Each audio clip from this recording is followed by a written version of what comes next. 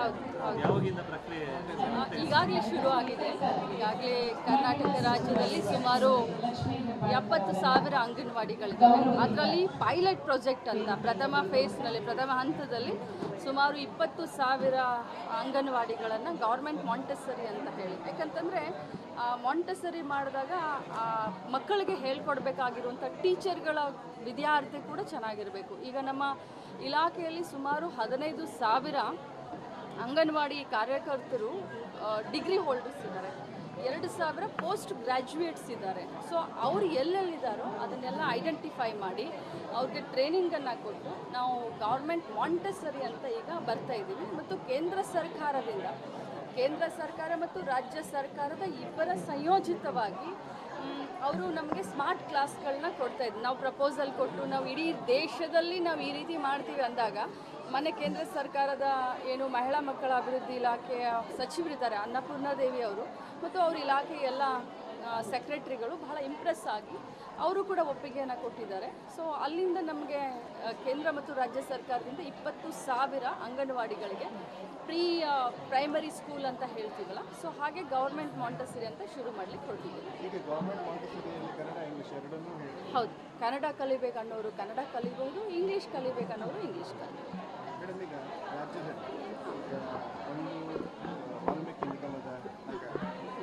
ನಾಗೇಂದ್ರ ಅವರು ಈಗಾಗಲೇ ಅರೆಸ್ಟ್ ಆಗಿದ್ದಾರೆ.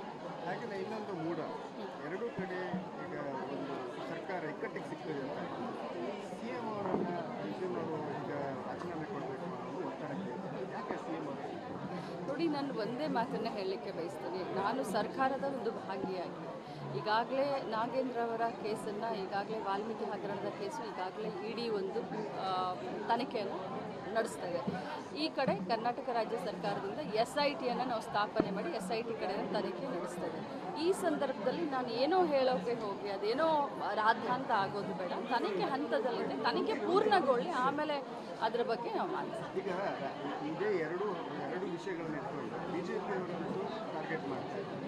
CM ಅವರು ರಾಜೀನಾಮೆ ಕೊಡಬೇಕು. ಯಾಕೆ CM ಅವರು ಅಂದರೆ ಅವರನ್ನೇ ಟಾರ್ಗೆಟ್ ಮಾಡ್ತಾರೆ? ನೋಡಿ, ನಾನು ಇಷ್ಟೇ ಹೇಳಲಿಕ್ಕೆ ಬಯಸ್ತೇನೆ, ವಿರೋಧ ಪಕ್ಷದಲ್ಲಿದ್ದಾರೆ, ಮಾಡಬಾರ್ದಂಥ ಎಲ್ಲ ಹಗರಣಗಳನ್ನು ಮಾಡಿ 60 ಸಂಖ್ಯೆಗೆ ಬಂದು ನಿಂತ್ಕೊಂಡಿದ್ದಾರೆ. ಸೊ ಈಗ ರಾಜ್ಯದ ಜನರ ಎದುರುಗಡೆ ಒಂದೇನೋ ಹೋರಾಟ ಮಾಡಬೇಕು, ವಿರೋಧ ಪಕ್ಷದಲ್ಲಿ ಇದ್ದೀವಿ ಅನ್ನೋವಂಥ ಒಂದು ಇದನ್ನು ಇಟ್ಕೊಂಡು ಮಾಡ್ತಾ ಇದ್ದಾರೆ. ಬಟ್ ಮೂಢ ಹಗರಣದಲ್ಲಿ ನಮ್ಮ ಪ್ರಕಾರ ಕಾನೂನಿನ ಸಲಹೆಗಾರರು ಯಾಕಂದರೆ ನಮ್ಮ ಜೊತೆಯಲ್ಲೂ ಭಾಳಷ್ಟು ಕಾನೂನಿನ ಪಂಡಿತರಿದ್ದಾರೆ, ನಾವೆಲ್ಲ ಕೇಳಿ ತಿಳ್ಕೊಂಡಂಥ ಸಂದರ್ಭದಲ್ಲಿ ಈ ಮೂಢ ಹಗರಣ ಅಂತ ಏನೋ ಅವರು ಹೇಳ್ತಾ ಇದ್ದಾರೆ, ಅದರಲ್ಲಿ ಯಾವುದೇ ಹುರುಳಿಲ್ಲ. ಇದು ರಾಜಕೀಯ ದುರುದ್ದೇಶದಿಂದ ಮಾನ್ಯ ಮುಖ್ಯಮಂತ್ರಿಗಳ ಮೇಲೆ ಆರೋಪ ಮಾಡ್ತಾ ಇದ್ದಾರೆ ಅಂತ ನಮಗೆ. ಮೇಡಮ್, ಈಗ ಜೂನ್ 25 ಕೇಂದ್ರ ಸರ್ಕಾರ ಸಂವಿಧಾನ ಹತ್ಯಾ ದಿವಸ ಅಂತ ಹೇಳಿ ಘೋಷಣೆ ಮಾಡಿದೆ, ಏನು ಹೇಳ್ತಾರೆ? ನನಗೆ ಕೇಳಿಸ್ಲಿಲ್ಲ. ಜೂನ್ 25 ಸಂವಿಧಾನ ಹತ್ಯಾ ದಿನ ಅಂತ ಹೇಳ್ಕೊಂಡು ಕೇಂದ್ರ ಸರ್ಕಾರ ಘೋಷಣೆ ಮಾಡ್ತಾರೆ. ಆಮೇಲೆ ತುರ್ತು ಪರಿಸ್ಥಿತಿಯಲ್ಲಿ ಯಾರ್ಯಾರು ಅಧಿಕಾರ ರಾಜಕಾರಣ ಮಾಡೋಕೆ ಹೊರಟಿದ್ದಾರೆ. ಸಬ್ಕಾ ಸಾಥ್ ಸಬ್ಕಾ ವಿಕಾಸ್ ಸಬ್ಕಾ ವಿಶ್ವಾಸ ಅಂತ ಹೇಳೋರು ಒಂದೇ ಒಂದು ಈ ಭಾರತ ದೇಶದಲ್ಲಿ ಮುಸ್ಲಿಮರನ್ನ ಮಂತ್ರಿ ಮಾಡಿದಾರ ಅಥವಾ ಮುಸ್ಲಿಮರಿಗೆ ಟಿಕೆಟ್ ಕೊಟ್ಟಿದ್ದಾರಾ? ಸಬ್ಕಾ ಸಾಥ್ ಸಬ್ಕಾ ವಿಕಾಸ್ ಸಬ್ಕಾ ವಿಶ್ವಾಸ ಅನ್ನೋ ಅರ್ಥ ಏನು? ಸಂವಿಧಾನನ ಗಾಳಿಯನ್ನು ಗಾಳಿಗೆ ತೂರಿ ಇವರ ಒಬ್ಬಲ್ಲ ಇಬ್ಬರು ಪಾರ್ಲಿಮೆಂಟ್ ಸದಸ್ಯರು ಸಂವಿಧಾನವನ್ನು ನಾವು ಬದಲಾಯಿಸೋಕ್ಕೆ ಅಧಿಕಾರಕ್ಕೆ ಬರ್ತೀವಿ, ನಮಗೆ ಅಧಿಕಾರ ಕೊಡಿ ಅಂತ ಹೇಳುವಂಥ ಸಂದರ್ಭದಲ್ಲಿ ಅದಕ್ಕೆ ಉತ್ತರ ಇಲ್ಲ.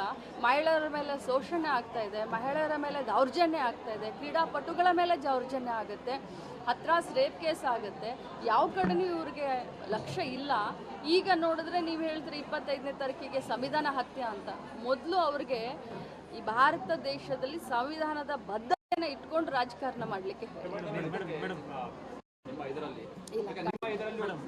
ನಿಮ್ಮ ಕ್ಷೇತ್ರದಲ್ಲೂ ಇದಾಯ್ತಲ್ಲ ಈಗ ಏನು ನಿಮ್ಮ ಜಿಲ್ಲೆಯಲ್ಲೂ ಇದರಲ್ಲಿ ನೋಡಿ, ಮೊದಲೇದಾಗಿ ಹೇಳ್ತೀನಿ, ಎಲ್ಲೂ ಕೂಡ ಕರ್ನಾಟಕ ರಾಜ್ಯದಲ್ಲಿ ಬರೀ ಬೆಳಗಾವಿ ಜಿಲ್ಲೆಯಲ್ಲಿ ಅಷ್ಟೇ ಹೇಳೋದಿಲ್ಲ, ಎಲ್ಲೂ ಕೂಡ ಓಲೈಕೆ ರಾಜಕಾರಣ ನಡೆದಿಲ್ಲ. ಎಲ್ಲ ಪಕ್ಷದ ಕಾರ್ಯಕರ್ತರಾಗಲಿ ಪಕ್ಷದ ಮುಖಂಡರಾಗಲಿ ನಮ್ಮ ಪಕ್ಷದ ಕ್ಯಾಂಡಿಡೇಟ್ ಗೆಲ್ಲಲಿಕ್ಕೆ ಶ್ರಮ ಪಟ್ಟಿದ್ದಾರೆ. ರಾಜ್ಯದಲ್ಲಿ ಬಾಲ್ಯ ಪ್ರಕರಣಗಳು ಹೆಚ್ಚಾಗ್ತಿದೆ. ಲಾಸ್ಟ್ ಕ್ವಶನ್ ಅಲ್ಲ, ಮಿಸ್ತ್ರಿ ಅವರು ಈಗ ನಿನ್ನೆ ಬಂದುಕೊಂಡು ಒಂದು ಇದೆಲ್ಲ ಮಾಡಿದ್ದಾರೆ, ಅವಲೋಕನಗಳನ್ನು ಮಾಡಿದ್ದಾರೆ. ಅದರಲ್ಲಿ ಕೆಲವರು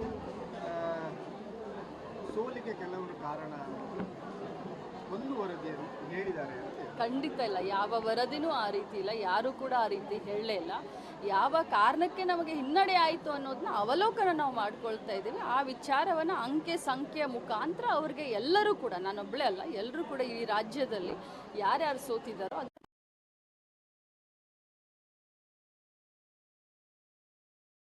ಕೇಂದ್ರ ಸರ್ಕಾರ ಸುಪ್ರೀಂ ಕೋರ್ಟ್ಗೆ ಅಂಕಿಅಂಶಗಳ ಮಾಹಿತಿ ಕೊಟ್ಟರು, ರಾಜ್ಯ 2ನೇ ಸ್ಥಾನದಲ್ಲಿದೆ ಅಂತ ಹೇಳಿ. ಯಾಕೆ ಈಗ ದುರಾದೃಷ್ಟಕರ ಅಂತ ಹೇಳಲಿಕ್ಕೆ ಬಯಸ್ತೇನೆ. ಒಬ್ಬ ಜವಾಬ್ದಾರಿ ಸ್ಥಾನದ ಒಬ್ಬ ಮಹಿಳಾ ಮಂತ್ರಿಯಾಗಿ ನಮ್ಮ ರಾಜ್ಯ 2ನೇ ಸ್ಥಾನದಲ್ಲಿದೆ ಅಂತಂದರೆ ನಾವೆಲ್ಲ ತಲೆ ತಗ್ಗಿಸುವಂಥ ಒಂದು ಪ್ರಸಂಗ.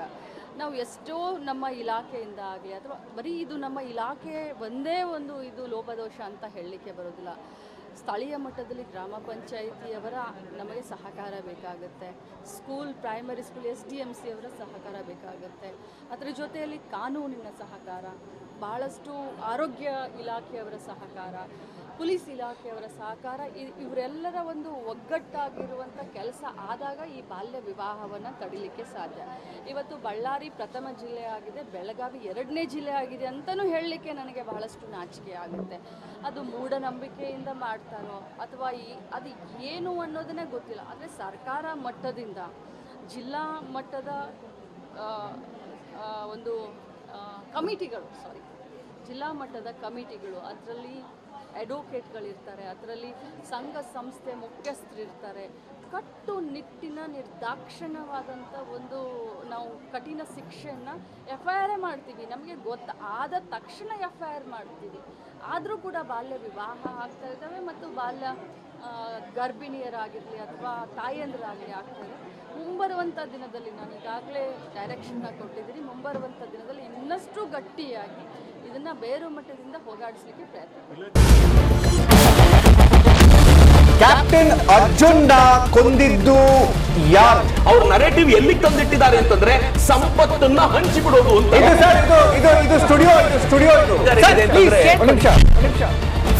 ಟಿಪ್ಪು ಜಯಂತಿ ಮಾಡಕ್ಕೆ ಅವ್ರಿಗೆ ಖಂಡಿಸಿದ್ರು. Very nice. ಯಾರು ತಪ್ಪು ಮಾಡಿರೋದಿಲ್ಲಿ? ಓಲೈಕೆ ಹೇಳಿಕೆ ಇದು ಅಂತ ಹೇಳಿ ಯಾಕೆ ಪರಿಗಣಿಸಬಾರದು? ಕಿಚ್ಚಕ್ಕಲ್ಲ ವೇದಿಕೆ. ಇದು ಫೋಟೋ ಎಲ್ಲರದು ಒಂದು ಟೈಮ್. ನಿಮ್ಮ ಸಮಯ ಮುಗಿದಿದೆ. ಅವ್ರು ಹೇಳೋಕ್ಕಿಂತ ಮುಂಚೆನೆ ಹೇಗೆ ಪ್ರತಾಪ್ ಸಿಂಹ ಪಾಸ್ ಕೊಟ್ಟಿದಂತ ಆಗ್ಲಿ ಡಿಕ್ಲೇರ್ ಆಗೋಗಿತ್ತು ಅಂತ ನನಗೊಂದು ಡೌಟ್ ಬಂತು. ಸಾಕು ನಿಲ್ಸ್ರಿ, ಸಾಕು ನಿಲ್ಸಿ. ಕೆಟ್ಟ ಪದ ಬಳಕೆ ಕಾಂಪಿಟೇಷನ್ ಇಟ್ಟಿಲ್ಲ ನಾವಿಲ್ಲಿ.